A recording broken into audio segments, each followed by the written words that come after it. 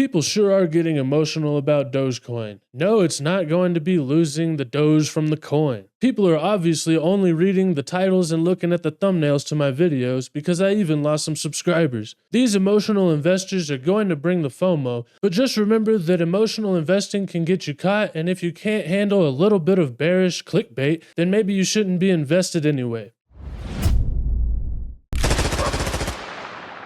As Misha Bohr said, to be clear, I do not think that Dogecoin is going to be forced to remove the logo. These people just want exposure for other communities to discuss their tokens, candies, suppositories, or whatever else they plan to sell. My tweet below was meant to be read sarcastically, and I did mention that in my video. But as I said, obviously people didn't really watch the video, they just saw the clickbait thumbnail that I did make, and they freaked out and people started roasting me in the comments. But that's okay. For example, Whitney said, "Is this serious or like clickbait? Because I'm confused on why you would put a 7-minute long video about stuff you didn't even take time to look into at all." Well, I did look into it actually. I gave direct posts from the people who bought the IP, and I referenced a video where the actual owner of Kabosu, the original dog in the Dogecoin meme, talked about how she was actually the one that made the decision to sell the intellectual property, and there's not really anything else to go off of unless there's some kind of legal action that these people try to take, and that hasn't happened yet, so really this is all just speculation. As Misha Bohr said, basically they can come pry the Dogecoin logo out of our cold dead paws. I'm paraphrasing obviously, but we're not getting rid of the Dogecoin logo, and there's really nothing to worry about. People would know that if they just watched the damn video instead of looking at the thumbnail. I don't like making clickbait, but that's just the game of the internet. People don't click on boring titles, and if you make people think and raise a question in their minds, then hopefully they'll click on the video to try to figure out the truth, but instead a lot of people just like to freak out in the comments, and these are the kind of people that are going to get caught at the top of the market. If you don't already follow Misha Bohr, there was a lot more that he said in this post, and you should go follow him because he's a developer for the Dogecoin project, and he's really great. He always puts out a lot of vital information, and he seems to be trying to keep the Dogecoin community reasonable, which is really important since there's a lot of people just making hype. In other news, it looks like yesterday we did get the GDP coming in lower than expected at 1.6%, and today it looks like we got the core PCE price index for year over year coming in higher than expected, with the actual being 2.8%